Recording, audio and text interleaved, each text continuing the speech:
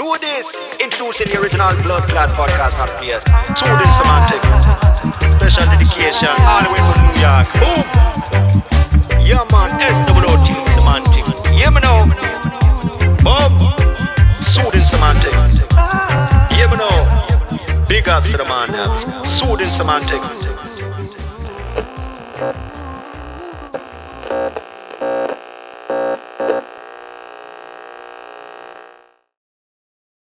On another episode of Soothing Semantics, I am your host, Rafi Pinsky. Make sure to subscribe, like, share, and leave your comments. Today, we have Noam Weissman on the show. Noam is the Executive Vice President of Unpacked, which talks about everything Judaism, everything Jewish, the Israeli-Palestinian conflict, Israeli and Jewish history. If you're looking to understand more about Judaism, whether you are part of the Hebrews or not, make sure to give it a look.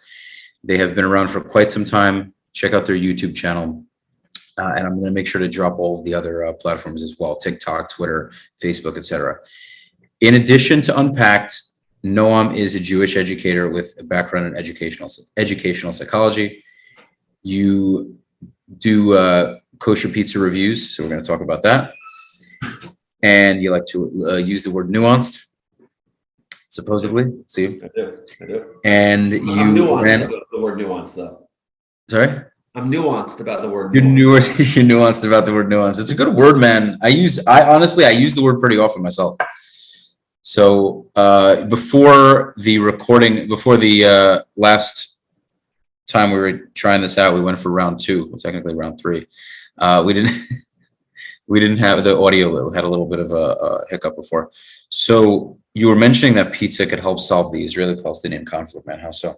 Oh, 100%. I think pizza is one of the few things we could all agree on. Now, we might not agree on every single slice, and some people might want a better undercarriage than others, right? And some people might want a sweeter sauce or saltier cheese. All of these things are possible. But at the end of the day, who doesn't like pizza? There are some weird people. I've met a few people that don't like pizza, and it's very, very strange. Yeah, I think though that's the most. If someone doesn't like pizza, as opposed to Israeli-Palestinian conflict, I would say that's the most intractable conflict out there, because that's difficult. There's great kosher pizza out there, by the way. There really is. I know people like to hate on kosher pizza, but I think there's great kosher pizza out there. I do. Give me your top 3. Top 3 is always hard, but I'll do it anyway. So I would say, first of all, I used to love Va Bene on the Upper East Side. It doesn't exist anymore, but Where? On the Upper East Side of Manhattan. My wife is from there, and we used to go to Va Bene a lot. Couldn't afford it. Never heard of it. It's excellent. It's like high-end fancy pizza, one of those places. But there's a place called Saba's on the Upper East Side, which I think is excellent. There's a place in Aventura, North Miami Beach, called Fuso, which just massive shout out to Fuso. I think it's very good stuff. Very solid pizza. I think it's fire. And in LA, like that, I where I lived for 11 years, there's a place that was just down the block from me called Pizza Mark, which sold pies for $12 back in the day. That's insane. Not back in the day, 2 years ago. That's crazy. That's not a thing in the Jewish kosher world. $12 for a pie, and it was good. It was thin. I'm a thin crust kind of guy. Yes, dude. So I'm very much a Dave Portnoy. I model after him in terms of I don't like when the crust flops. Listen, I'll eat it. I'll eat a floppy crust, but when it's nice and sturdy and it's got a crispy crust. Undercarriage. Yes, dude. Yeah, that's what I knew. I knew that's what you meant by undercarriage. Makes me think of miscarriage. Miscarriages are terrible. Oh, that's it's horrible. So then the crust, dark humor, man, dark humor. And then when the crust is nice and crispy and the cheese there has to be enough cheese too. So some of the thinner crust pizzas don't have enough cheese, and that's very problematic because I'm cheese over sauce personally. Super important. I want more cheese. Yeah, I'm more pro cheese. Do you put anything on your pizzas? I love olives, green or black, doesn't matter. I like mushrooms. I'm down with. I'm not a big raw onion person. Yeah. Sorry, onions I'd rather skip. Extra cheese is good. Let's see. Not feta. What am I thinking? Help me out here. Feta I could do. Parmesan? Parmesan for sure, but I was thinking of another cheese and I don't know why it's slipping my mind. Lasagna cheese. I've literally eaten it for every Shavuot since I was a little kid, and I can't remember the kind of cheese. What do you put in lasagna? Oh my God, it's Ricotta. Thank you. Yeah, so some ricotta is good on pizza. Nice. What else? Pineapple's a no-go. No, I don't do that. I don't mess with that. Yeah, man. I mean, so Brooklyn has great spots. There's Pizza Time. There's Benny's, which is incredible. They're all in like the same radius. So Avenue J. You also have J2, Jerusalem 2 pizza is very solid. I think it's good. I grew up eating it. It's good. Yeah, I like Bravo pizza. I like their Bravos is good. Bravos is great. You know, shout out to all the kosher pizza stores out there. Keep doing your thing. Keep providing. You're gonna bring peace to the world eventually. Just don't charge so much sometimes. That's the problem with kosher in general, man. It's just an arm and a leg for everything. But there's some good stuff, man. Absolutely. Okay, so I do think pizza can bring world peace. We should have a Palestinian-Israeli run pizza shop. I think that would help. Yeah. Be some arguments. Sure. Some pizzas thrown at each other's faces. Would be about. We made a film about hummus, by the way, years ago. We made a film. Okay. It's called Hummus, the movie, and it's about hummus.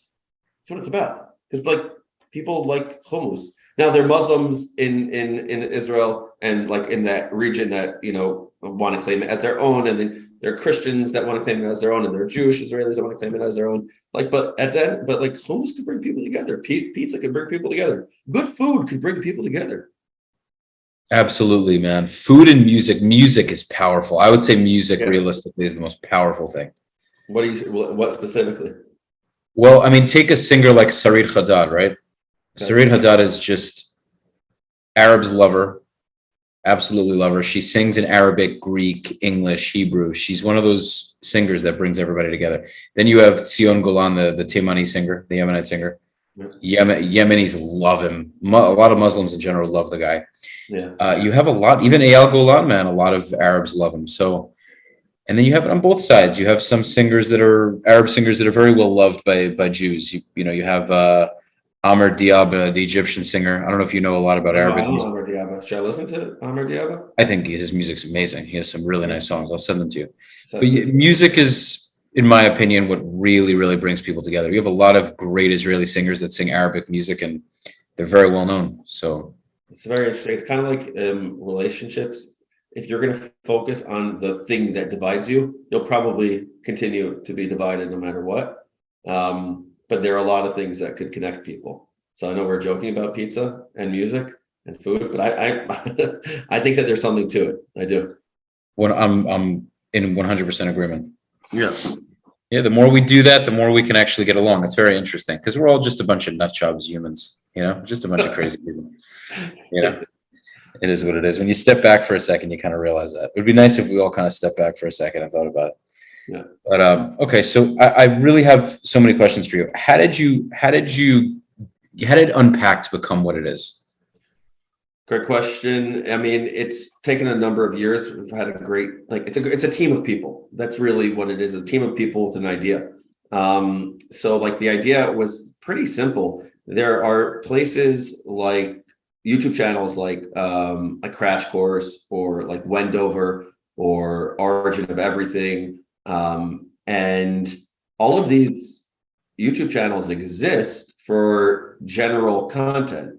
And we thought a number of years ago, what if we did the same thing, but for Israel and Jewish history? I remember when I was the principal of a high school, I once saw this kid roaming the hallways. Okay. And it's the principal. And I go up to him. I say, yo, what are you, probably didn't say yo. I may have said yo. Yo, what are you doing in the hallways? I don't get what you're doing. It's like you're in this very intense teacher's class, this AP US history class. How could you be in the hallway? And he goes, no, or whatever he called me. Dr. Weissman, come on. I don't have to sit in for 2 weeks to learn about the War of 1812 when I could go on Crash Course and watch a 10-minute video on the War of 1812. That's super entertaining. Yeah, super entertaining. So our team said, why don't we do the same thing for Israel and Jewish history? Why not do that? So you can learn the entire history of Israel on YouTube. This is what we thought of 4 years ago. You could put the entire history of Israel. And it has to be high quality, really high production value, and really good scholarship. and also entertaining. And then teach the history of Israel, and that developed into the Jewish history. And then we went into anti-Semitism. Then we went into like Zionism, and now we're gonna like broaden it out and do a lot of different YouTube channels.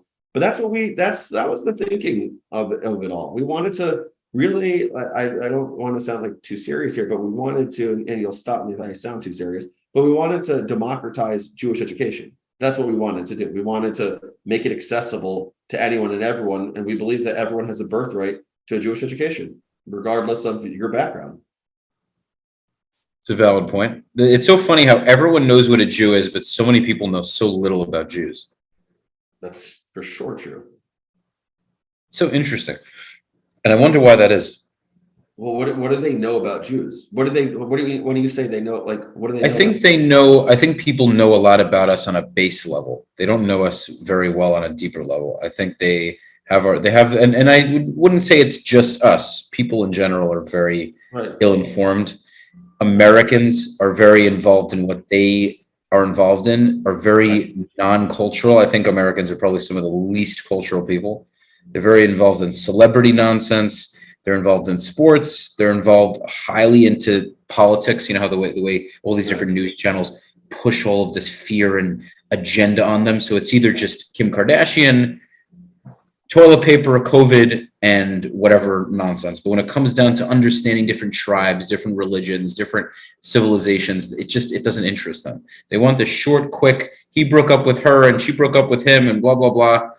And, because Americans think they're the center of the world and they don't really have to know much about anything else. It's a great comment. I just want to interrupt you. I was just in Australia. My wife and I just came back from Australia last week. And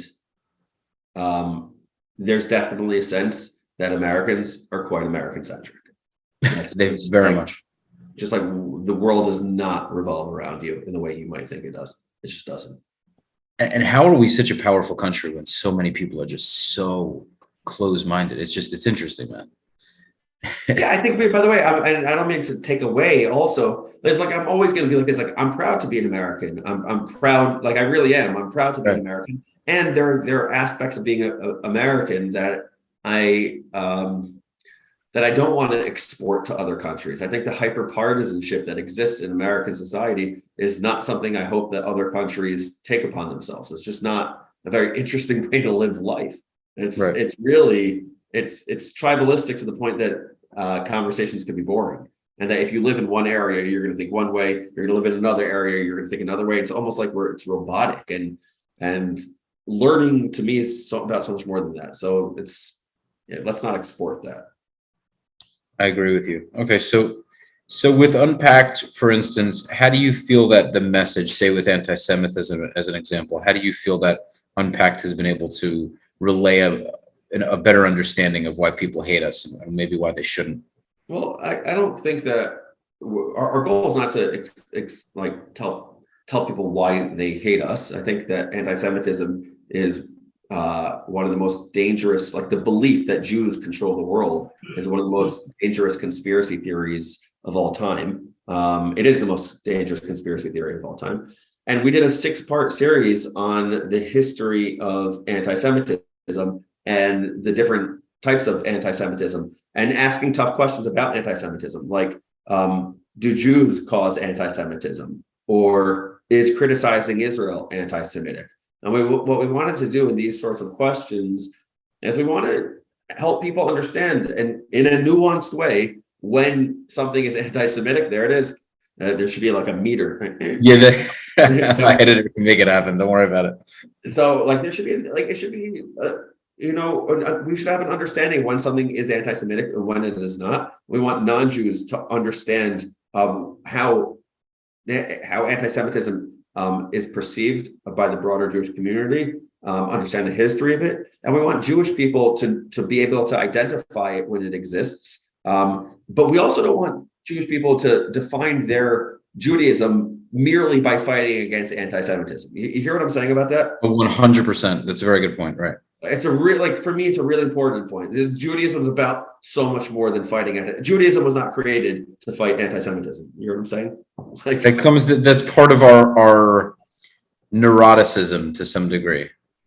You What know, do you mean? we have, because, you know, a lot of Jews, especially, you know, the Ashkenazim, you have the stereotypical like Jewish mother, Jewish bubby, you know, on the Ashkenazi side, where they're very nervous. Don't go outside. The anti-Semites are there. You know, they're just like very nervous. You know, there's hot kugel inside. Stay home. You know. Is that your impression of your bub? That's my Jewish bubby. Yeah. I was raised. My grandmother didn't talk like that. My grandmother had more of like a tough Brooklyn accent, but the very timid, you know, nervous Jewish American grandmother. It's a thing. There's too many shows and movies that have done jokes on this. I know. I'm going somewhere with this. But either way, I've done this on other episodes.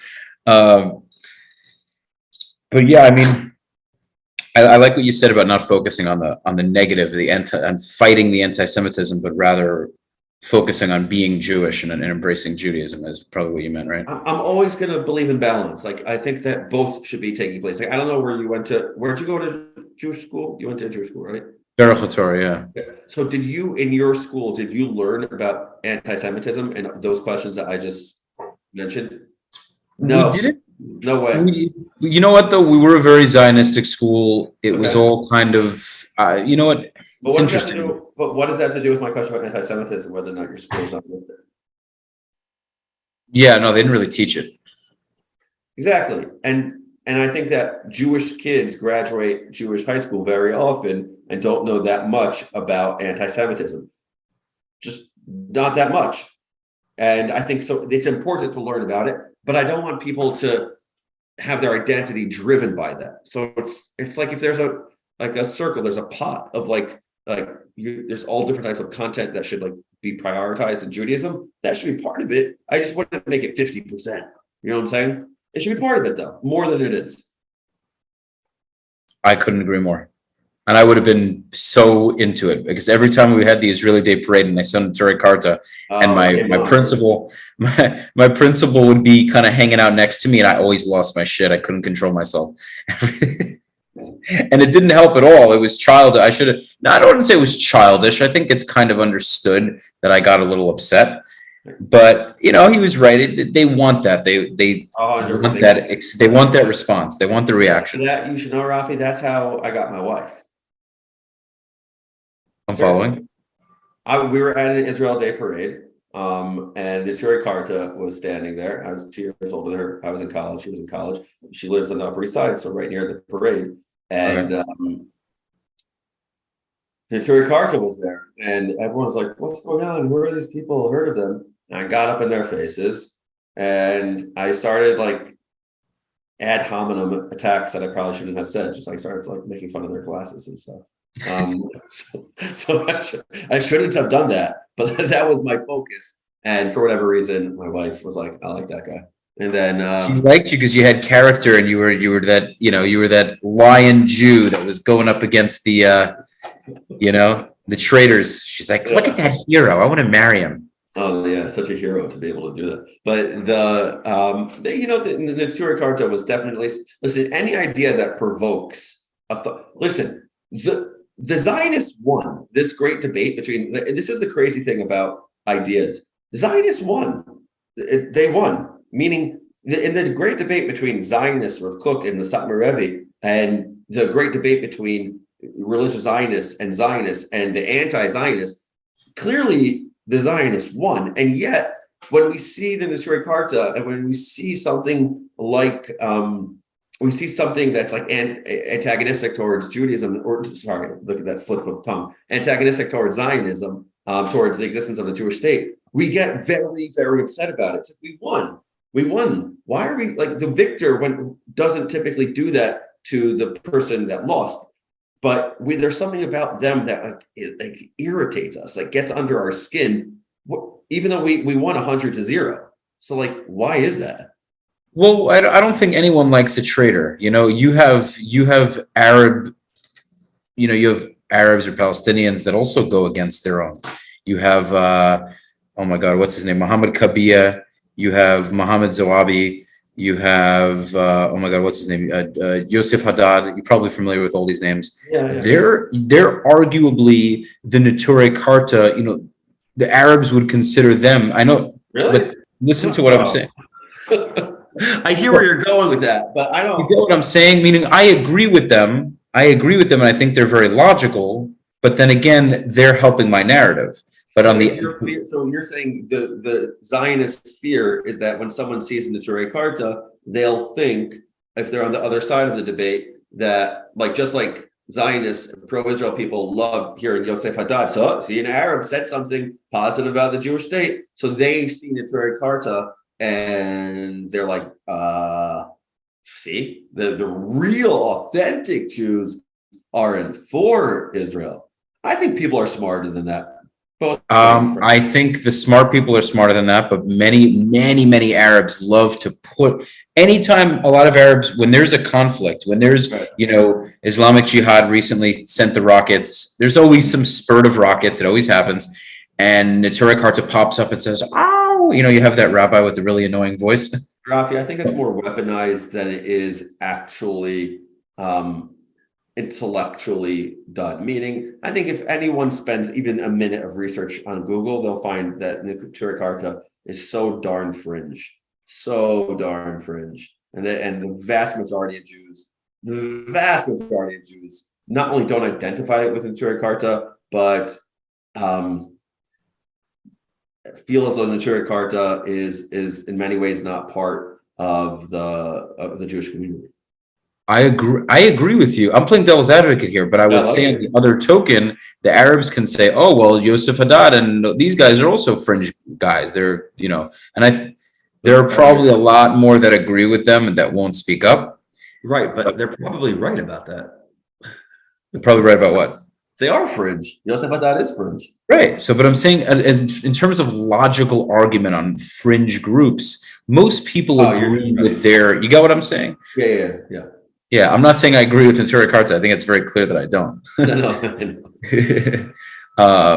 But yeah, we can go into the whole Neturei Karta concept. If for everyone watching this, I just did, my last episode was with someone who is formerly Neturei Karta, who grew up in it. So please check out that episode so you can really get more of a history if you're going from there. Yeah, I was excited about that.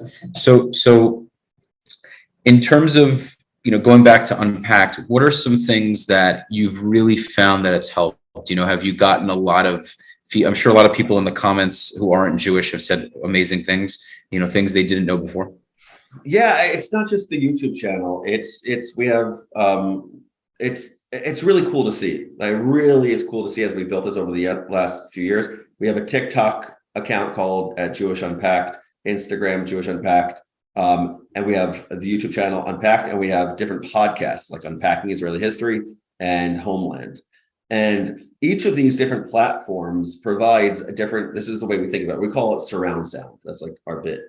We probably stole it from somewhere, but it's this concept that we want to make content wherever you are. If you're a TikTok person, we have the same enduring understandings, education jargon, sorry about that, same goals, on TikTok, but to meet you on that medium as we do on podcasts. But there's longer podcasts that can be longer form, people who want a deeper dive into the issue, and TikTok on the other extreme. So we want to be in both of those places. Really important to be in both of those places. And then like I said, and YouTube is like in between. It's like 6 minutes, 8 minutes, 12 minutes kind of content. So I mean, it's been incredible to see with Unpacking Israeli History, for instance. We get hundreds of emails of people talking about how they have a much broader understanding of Jewish history and of Israel than they ever did. They connect more to Israel than they ever did. And here it is, ding, nuance, that people really are sick and tired of hearing a one-sided narrative about Israel. Either way, that's just not interesting to people anymore. We're in 2022 at this point, and people are able to Google things, for gosh sake, right? And you're able to see that the story is more complicated than how you may have thought about it when you were 7 years old or 17 years old. And so that's what's happening. And from my vantage point, the reason this is so important is people need a credible place where they can learn about Jewish history and Israel. They need this credible place, a place that's not going to be right-wing, a place that's not going to be left-wing, but a place that's going to say, here's the story. Here we come at it. This is important. And I tell people all the time, this is the bias. We have a bias. There's a bias. The Bible says that the Jewish state existing is a good thing. It's a wonderful thing.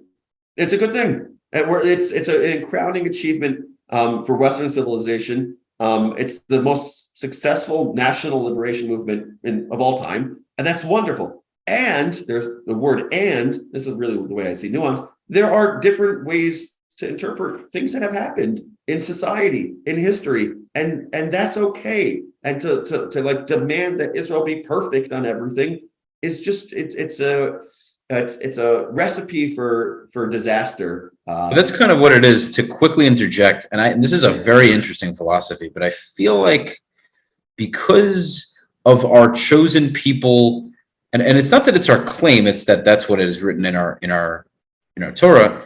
People are constantly looking to find ways that we aren't chosen, and I'm sure you've heard this concept before, but that's why Israel is always nitpicked, where everyone always has their binoculars on Israel, and any little thing they can find, they go, the chosen people, they messed up. Look at this, look at this, look at that.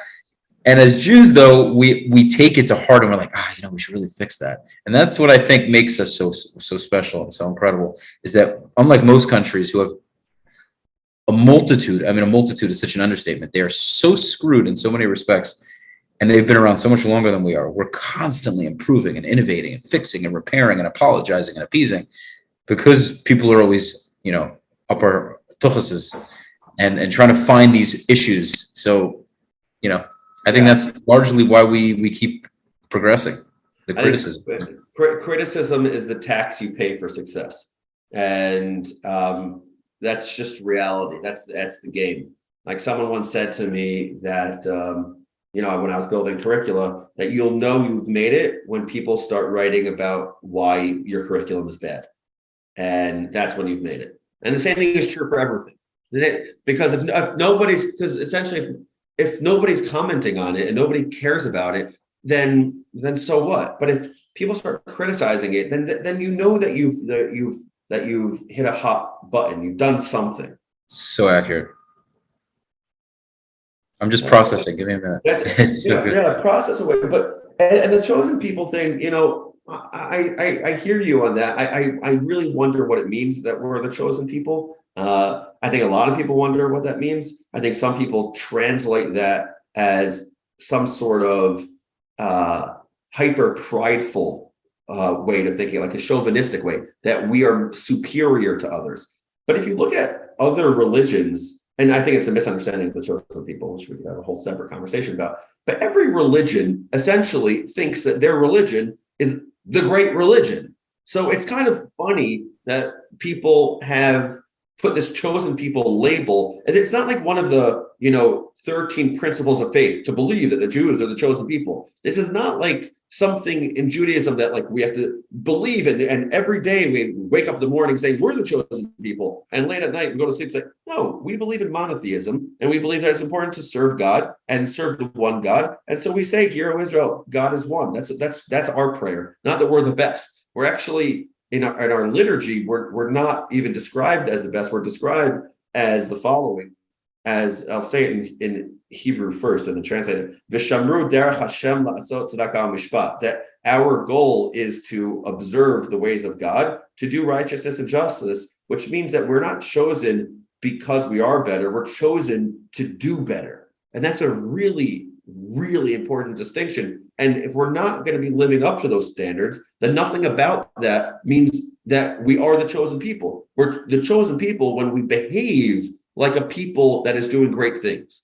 And like that's important for Jews to hear, and that's important for non-Jews to hear as well. Super powerful. So what I'm understanding from this, and I love that you brought this up, is it's not that we're necessarily better than other people. It's that we were given a certain responsibility that gives us a certain power. With great power comes great responsibility. If we don't use that responsibility for the right reasons, then essentially we're no, I don't like to say better, but we don't, it makes us no different than anyone else. So, and on top of that, just think about I think that the Jewish people have done remarkable things in the world. I think that the Jewish people have given excellence to the world. I think the Jewish people have contributed so much to the thought about education, to the focus on education. I think we've had unbelievable leaders throughout history. I think we've contributed so much to world philosophy. I think that the Jewish people, like, I'm proud. Like, I'm so proud to be a Jew. Like, Oh, dude, so the Jews proud of it. kill it, man. We kill it. We kill the game. Let's just call it what it is, man. Aside from sports, we were not very good at that. But otherwise, brain things. We are very good at brain things. We're getting pretty good at the physical stuff, by the way. The army, some UFC Israeli fighters. We're working our way in there a little bit. Okay, that's true. I feel like Chabad does a great job with those things. Like, there's like Chabad boxers, Chabad singers. You know, like Chabad contributes a lot to that. I love Chabad, man. But I wanted to say something along this topic. So Dennis Prager, you probably heard of him. I think so, yeah. Whoever hasn't, you can check him out on YouTube. Just go to Prager, Prager. So Dennis Prager, he's this older gentleman. He talks about all different kinds of religion, politics. He more of a right-wing guy, very pro-Israel. And he was talking to Jordan Peterson on a Zoom. And they were wondering, they were trying to understand, why do people have this hatred of the concept of Jews being chosen? And I think it was Prager who said, there are many other groups who see themselves as supreme or better, right? The Aryans thought of themselves that way. Many other groups see themselves that way. So why are people so upset when the Jews have that claim or make that claim? Everybody acknowledges that Jewish chosenness is a reason for anti-Semitism. However, as I pointed out, Jews are 0.2% of the world. Who gives a damn if 0.2% of the world thinks they're chosen? The Chinese think they're the center of the world. Well, chosen and successful might be a very... Thank you. That's correct. That's exactly right. So deep down, people don't laugh when Jews say they're chosen. They don't believe that Japan gets the sun before the rest of humanity, even though they are the land of the rising sun and as the sun is on their flag. But nobody cares if the Japanese think they get the sun first. But they do care if the Jews think they're chosen. So there's been a tremendous amount of resentment of the fact that maybe they are. But of course, chosen never meant better. Never. And he said it very well could be the fact that people actually feel that it might be possible, right? If you didn't think that it was possible, you wouldn't actually have this disdain for it. And it's an interesting outlook, right? But so Jordan Peterson was talking about this, he said, we're so disproportionately successful. We're such a tiny, tiny group of people, and everyone knows who we are. And we've made dents in every area of the world. You know, I think maybe a part of people are like, they're upset that we're so bold to make such a claim. I don't know. Maybe it's far-fetched, man. I'm not the one who said it, but it kind of. What's the song? Here's my thought, though, to Jews. What's the song where the guy? I'm blanking. I'm pathetic. Where she's beautiful, and the reason she's beautiful is because she doesn't even know she's beautiful. You know the song? You know what I'm talking about? No. Bieber. It's a classic. You'll have to play it after we figure it out. She's beautiful, and what makes her beautiful is that she doesn't even know that she's beautiful, is the concept of the song. Okay. I think that for Jews to be chosen, we have to not act in a way that is chosen. Meaning, we have to, let me say that better. If we start believing our own press, then that's a bad thing. But we have to be humble about it and do great things and observe and care about other people and do good things for the world. The more we do those things and don't believe the press about us, then I think that the Jewish people will do better things for the world and live up to the hype. You know what's so interesting? I completely love what you're saying, and I think it makes so much sense. On the other hand, it could be, and it's a crazy thought, is that feeling of being chosen is maybe what gives us this confidence that we're so capable. And you can argue that it's bad to have that feeling of supremacy, but there's an idea that when you're overconfident, it can actually help you. And I know there's also an idea that called the Dunning-Kruger effect in psychology, that people who are underconfident all frequently have overconfidence, and it's an effect that they find in psychology often, that incompetent people are often very confident. And interesting.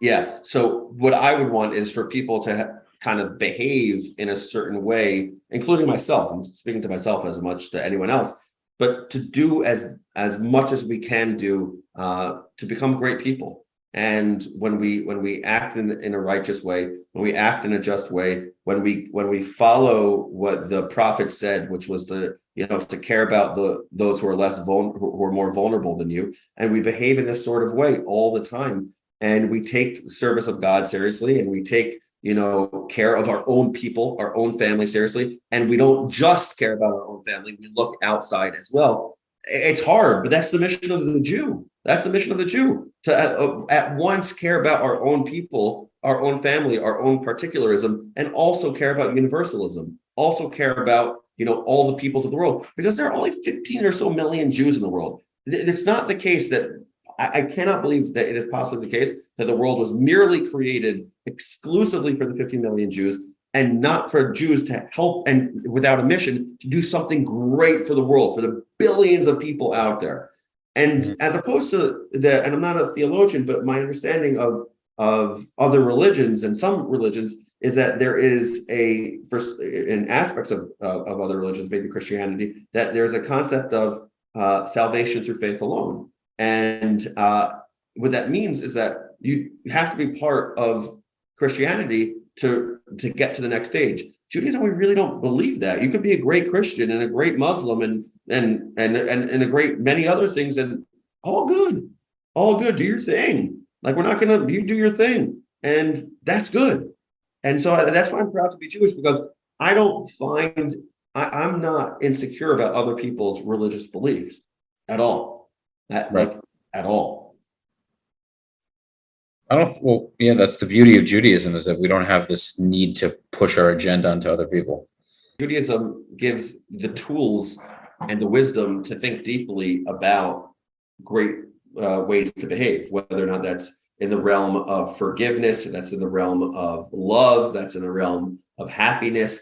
I think that so many young people across the world have the same challenge. Like we said earlier, in a joking but kind of serious way, about like pizza being the great unifier. There's also certain things in the world that people are really suffering from, whether or not that's loneliness, anxiety, depression, all of these sorts of things.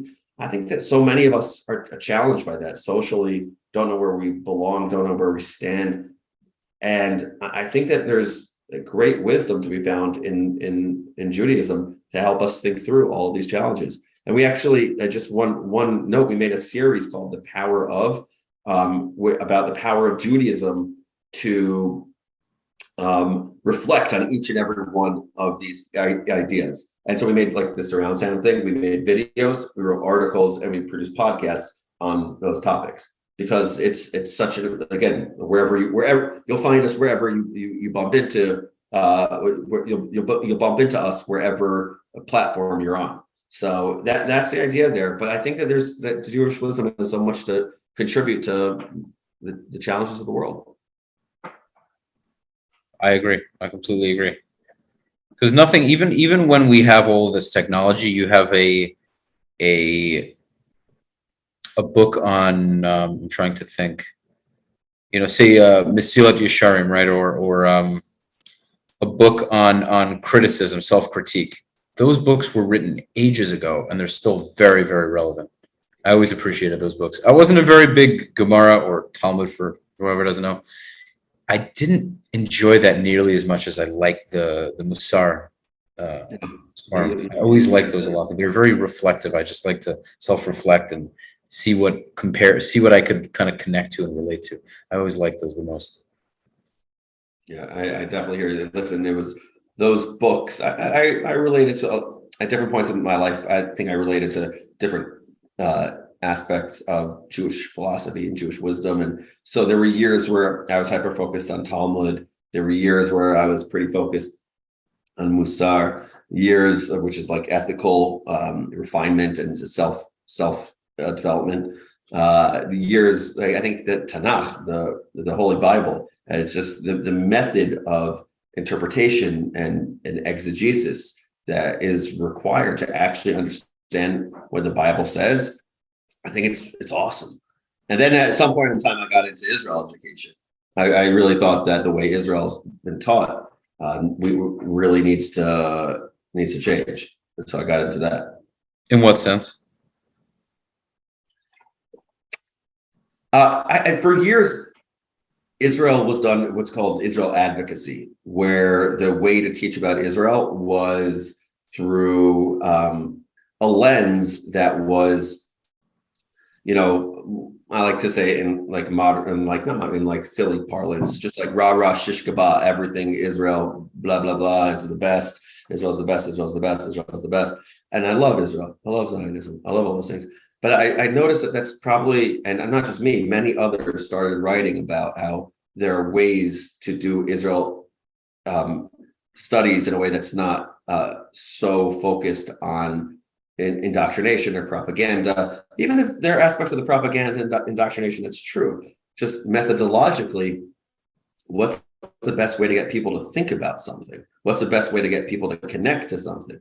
And rarely is it the case that the best way to get people to connect to something in an enduring way, or to get people to feel attached to something in a way that's going to last, is through being told what to think about something.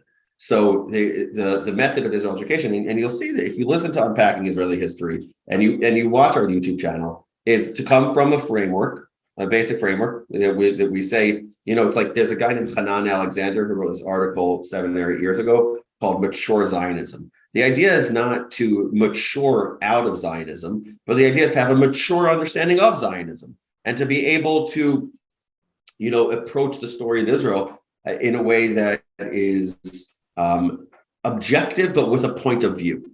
And the point of view is that, like I said earlier, that Zionism is a wonderful thing. It's a crowning achievement. And there have been real challenges that have existed in Israeli history. Just like any nation state building, there are challenges. And I'd happily go over some of those challenges that have absolutely existed.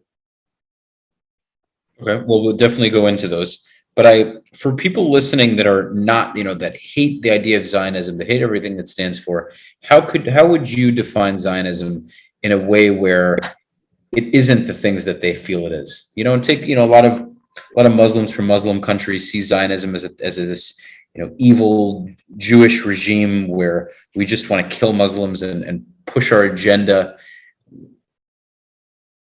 How do you feel you can explain it in a way where it's a beautiful thing? If you're a Palestinian and that's the only Jew you've ever seen and you're 5 or 12 years old, is an Israeli soldier, a muscular, tan soldier with a M16, I can understand why that, and you've been indoctrinated in your textbooks to be told that the Jewish people have no connection to the land of Israel, and you include all of those things. I can imagine that those people wouldn't love the concept of Zionism. But I really think that Zionism needs to be taught just totally differently to connect people to it. Zionism is the thing. It's very simple. Zionism is, to quote A.B. Yoshua, it's a common platform, not an exclusive ideology.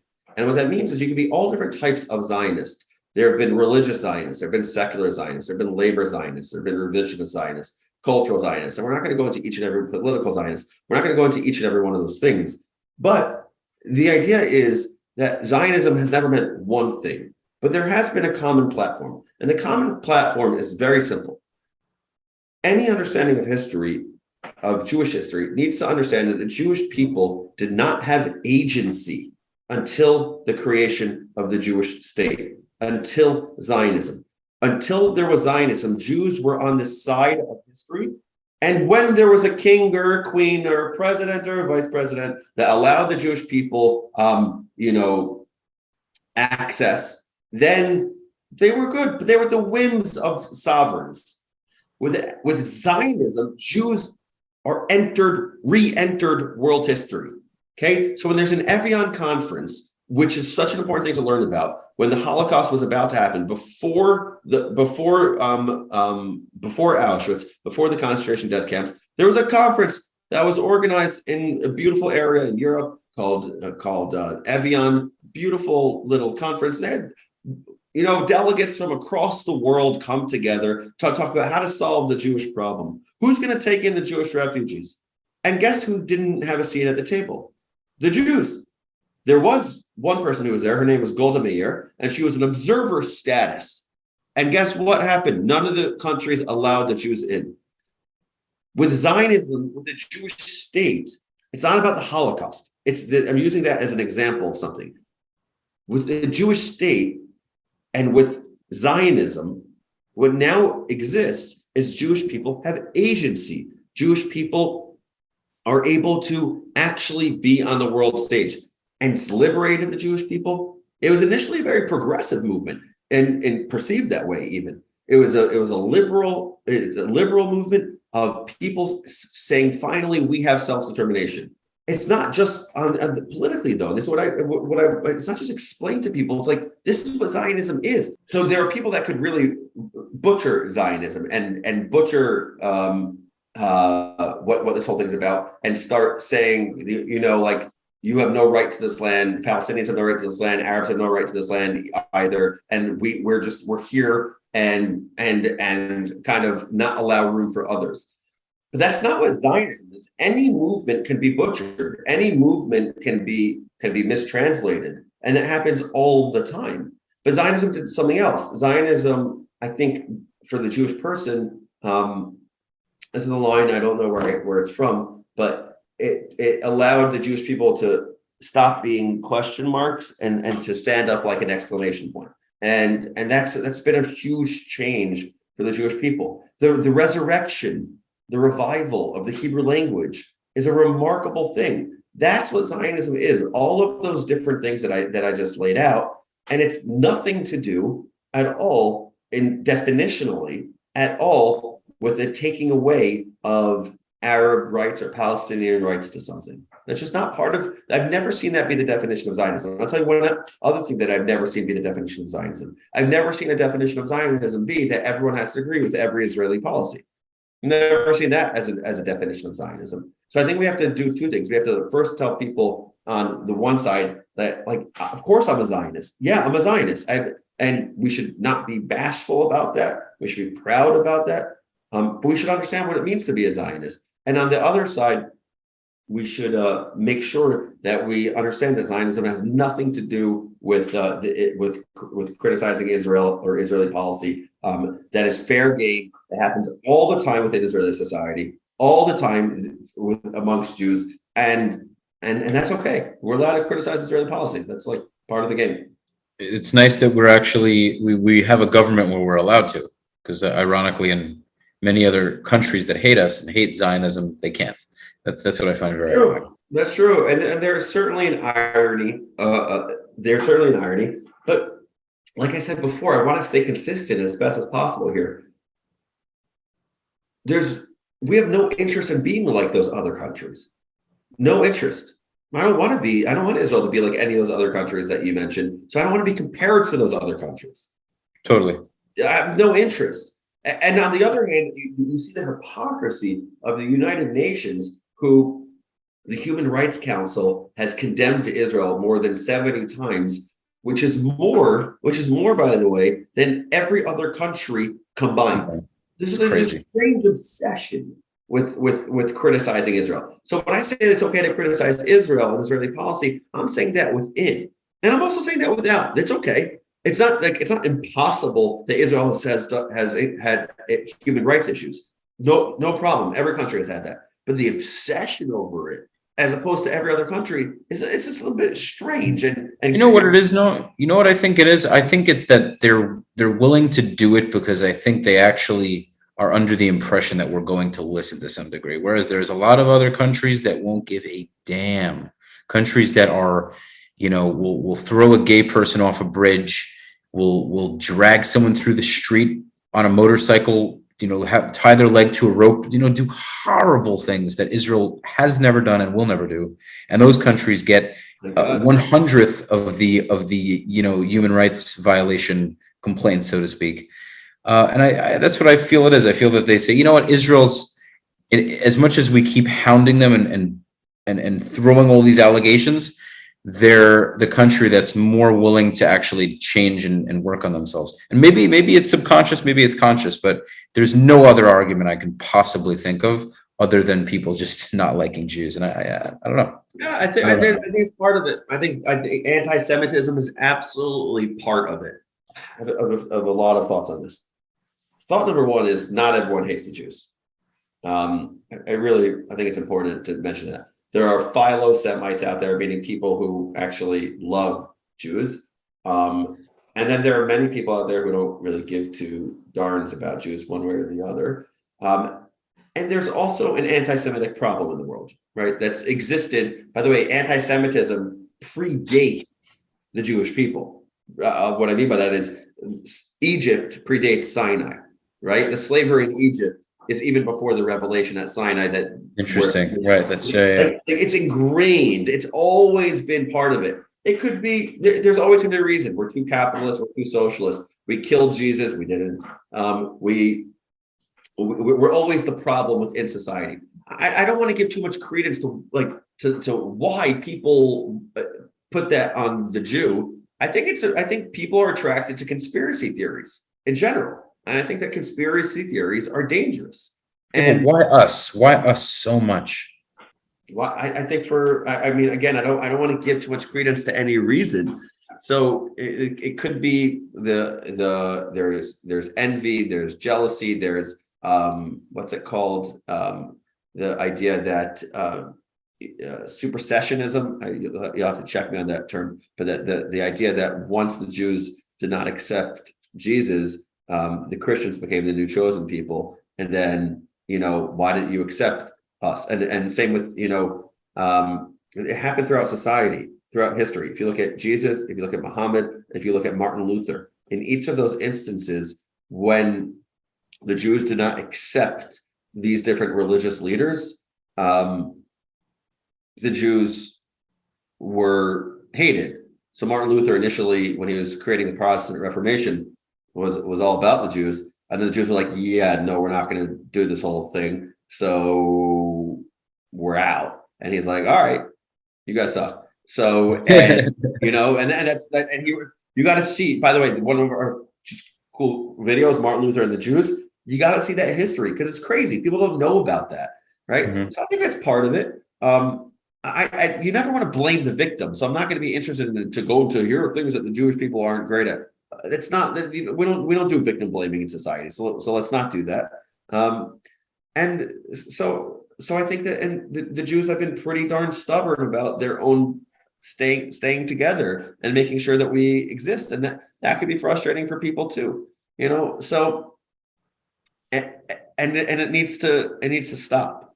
Anti-Semitism needs to stop, and people need to solve their own issues in life without blaming it on the Jews. It's lazy. It's lazy. It's unsophisticated. It's brutish, and it's pathetic, frankly. 100%. I think as Jews, though, and we've gotten much better since the creation of Israel, as Jews need to stand up to it more. And I've spoken about this. I spoke about this on a podcast at length. I'll send it to you. I'd really like you to watch this and hear your thoughts on it. I interviewed a guy named Tony Katz. He has a radio show. I think he's in St. Louis. I'm trying to remember where he's based out of. And we talked about how a lot of Jews, especially in America and Europe, are very soft and they never want any confrontation. They're always keeping their head low. And there's a time for that. There's a time to just keep your mouth shut, and there's a time to stand up. And there's a time to say what you got to say, even if you might get punched in the face, even if it might turn into a physical altercation. Too many Jewish people in America are too afraid to do that. And I'm not promoting violence. I am promoting self-defense, whether that be verbally or physically. Yeah. Some people have to grow a pair. They do, because you can't rely on the government. In New York, you have all these Jews crying to Cuomo and de Blasio and all these other people. You got to help us. You got to save us. We need more security. That's great. They're not wrong. But Jews should have their own patrols. They have Shomrim and all these other things. But to go off a bit on a tangent, even though we're talking about anti-Semitism, is there are people that don't know anything about anti-Semitism and have no logical reason for hating Jews, but they'll pick on Jews because they're easy targets. So if you hate a Jew, but the Jew is 6'3", or even if he's 5'9", but he's muscular, he walks, he has great posture, he looks confident. Even if you don't like him, you're not going to start up with him as quickly as if he's hunched over, doesn't have a muscle on his body, no muscle mass, looks extremely disheveled and unkempt. Right. Someone like that is asking to get, not asking to, but they're more likely to get picked on, bullied, attacked. So I think that's something that maybe people don't want to hear, but that's my take, and I have no apology for that. So I hear you. This is your podcast with your takes. I like it. That's me. That's it. Rafi Pinsky. That's my take. That is my tent. That is my take. That is my 4 cents. Final words you'd like to throw in? Rafi, we got to make sure that this world is smarter and more informed and more thoughtful, and that we don't sacrifice one for the other. Meaning being more informed and being more empathic and being more compassionate, all of those things can go together. Facts are good. Like I'm in the facts, like I'm in that world where like I believe in facts. I think facts are important. And I believe that good interpretation is important. And I believe that to have a good understanding of something, you have to have a complete understanding of the story. So what I want to always demand from people is to say, hey, listen, you're allowed to have your opinion. Go for it. Have your opinion. But learn, and there's nothing holding us back anymore from learning, from knowing stuff. Ignorance at this point in time is a choice. And to not go on YouTube, and if you have opinions about Israel and you're not going on YouTube, watching Unpacked, learning unpacking Israeli history, and reading from other perspectives as well, check out other perspectives, then you can't really have a full understanding of something. And so like what I constantly ask of people is to have literacy. If you're going to have an opinion, really learn the history, really learn the story. And then like, let's sit at the table and have a really thoughtful conversation about it all over a slice of pizza. Sounds good. Bringing it back to pizza. Coming for a full circle. Thank you, brother. Thank you. Guys, please check out Unpacked. Check it out on YouTube, Facebook, Twitter, TikTok. Let's focus on following it on, I'll tell you, Rafi, on YouTube, TikTok, Instagram, and podcasts. That's where you find all the unpacked stuff. Perfect. Okay. I'm going to post all the links. Noam Weissman, thank you for joining me. It's been a pleasure. Thank you for having me. Absolutely. Enjoy your night, brother. Take care. Bye. Bye.